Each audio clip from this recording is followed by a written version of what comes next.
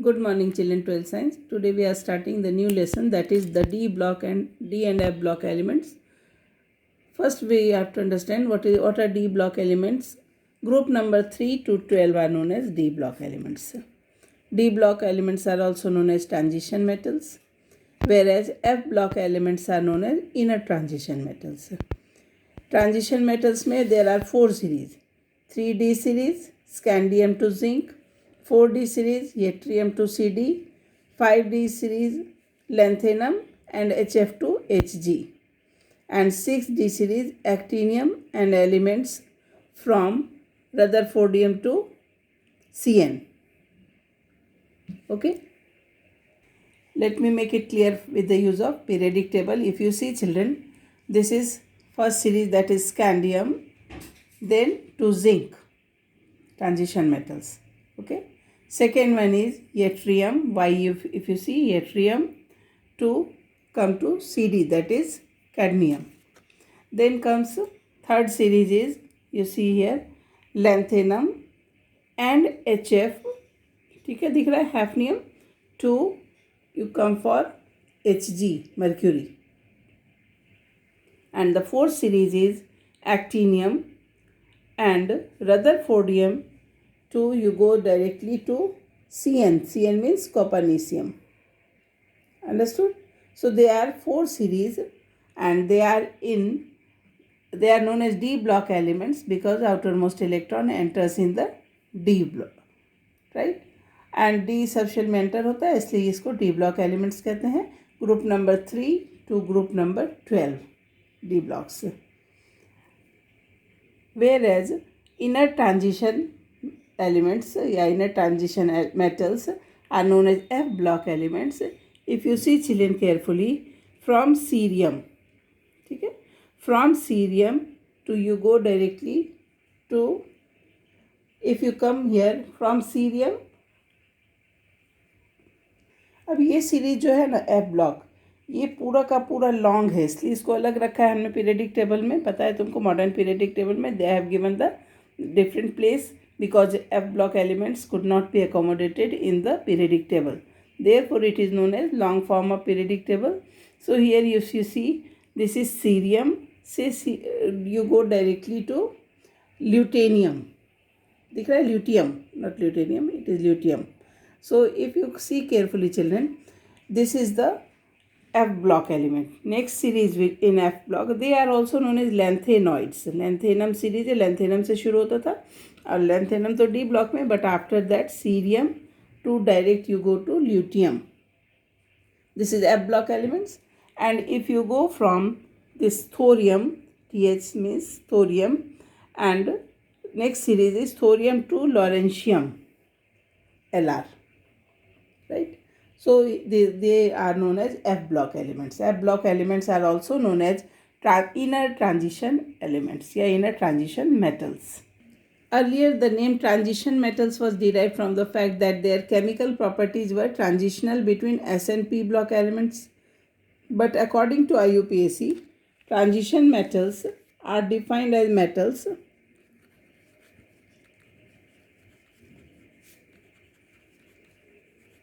which have incomplete d subshell, which have incomplete d subshell, either in neutral atom or in their ions.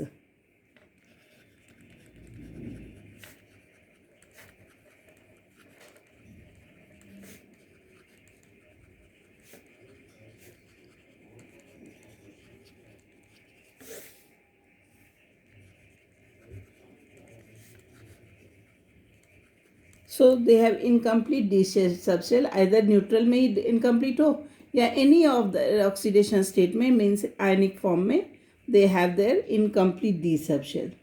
Clear, children? Like zinc, cadmium and mercury. If we talk about zinc, cadmium and mercury, let me show you. This is zinc and this is cadmium and this is mercury. So when you will write their configuration, if you notice, children, here 3d10, and 4s2. So zinc has oxidation state of Zn plus 2. So it has not incomplete d subshell. The d subshell is filled with 10 electrons.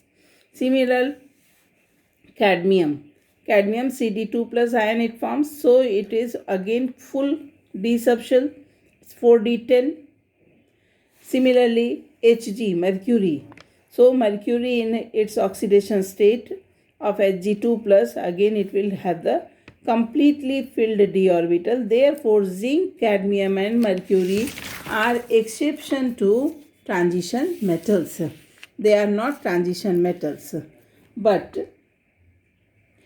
they are not regarded as transition metals, lekin they are the end members of 3d, 4d and 5d series. Therefore, they are put in the transition metals and their study is been done. So you understood children, transition metals कौन से होंगे? They have their incomplete d subshell either in neutral atom or in their any of their oxidation state. Transition metals are very important, as we know that silver, gold and platinum, जो very precious metals हैं, very precious metals are there in this series, are transition metals. Right children? And their compounds are also studied here. Then industrially important metals like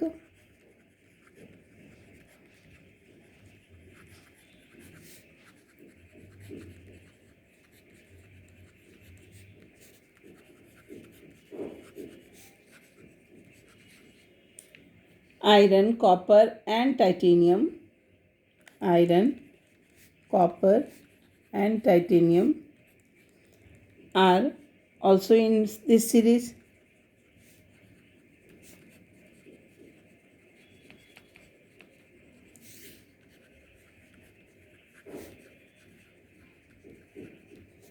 Correct, children? So first thing we have to remember that what are D block elements and why they are known as transition. Earlier they were known as transition elements, transition metals, because their properties were between S block and P block elements. Okay. Now the transition elements D block. So what are their position, children? The D block occupies the large middle section of periodic table.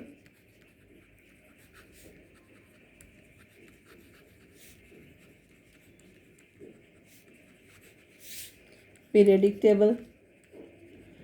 They have penultimate energy levels of atoms. Receive electron give rise to 4 rows of transition metals that are 3d, 4d, 5d, 3d, 4 series है ना, 3d, 4d, 5d and 6d.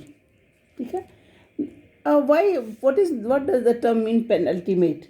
जो उसके previous वाला होता है, like their electronic configuration, if I write, then the configuration will be outer orbital configuration will be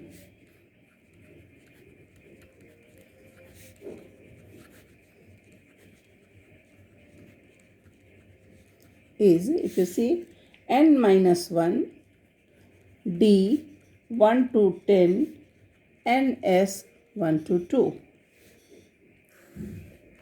So by simplest example, if we write एक कोई configuration लिखी, if will check, तो scandium atomic number 21. So let me write here 1s2, 2s2, 2p6, 3s2, 3p6 and then 4s में आ जाते हैं 3d1.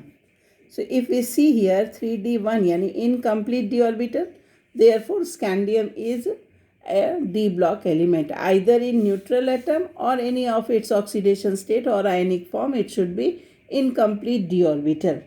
So when we write here, you see here children, 4 minus 1 is 3. That means n minus 1, d 1, ns1 to 2. So ns means 4s. So 4s2. So in this way, outermost orbital configuration should be understood. This generalization has several exceptions. Some of the exceptions like half and completely filled set of orbitals are again more stable. So we have read about copper and chromium. Copper and chromium if I write, children, 24. So you know how it will be written: 1s2, 2s2, 2p6, 3s2, 3p6, 4s1 and 3d5, though it should be 4s2, 3d4. Okay? But as we have read about, half and completely filled d orbitals are more stable and there is less energy difference between these two orbitals. So one electron goes here to make the atom stable. Similarly, copper if I write here, so 1s2, 2s2, 2p6, 3s2, 3p6, and then if you remember we used to write 3d10, 4s1, again n minus 1 d 1 to 10. So this theory applies because of the half and completely filled d orbitals.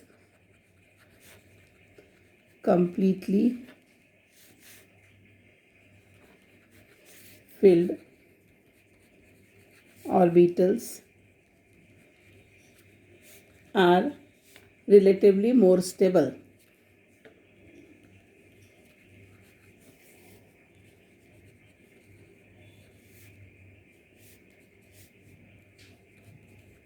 Right, children? Then we will see variation in atomic and ionic sizes of transition metals.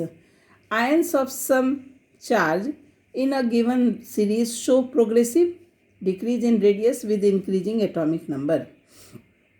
So in a series, in a period when the atomic number is increased but the radius shrinks.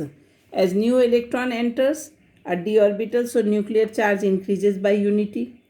And also shielding effect of d electrons are not that effective. So no net electrostatic attraction between nuclear charge and outermost electron increases, and so the ionic radius decreases. And same trend happens or take place in atomic radius, same formula. Okay. So atomic and ionic radius decreases throughout the period, in the same period when we move from left to right. Now one interesting question there is, one example is there in a textbook, that is, how can you say that scandium is a transition element but zinc is not? So scandium 21, right now we had written the configuration, and zinc is 30. So 1s2, 2s2, 2p6, 3s2, 3p6, 4s2. So 20 and 3d 10. This is 30. Similarly, if I write about scandium, so I will write 1s2, 2s2, 2p6, 3s2, 3p6 and 4d1, 4s2. Right? So what we see, children, it has incomplete d orbital, but zinc in its oxidation state of zinc 2 plus, it has either ionic form or neutral form. It should have incomplete d orbital. So in neutral form also it has complete d orbital. It is not incomplete. Whereas zinc 2 plus ion ke form maybe it is 3d10 only. Therefore zinc is not a transition element.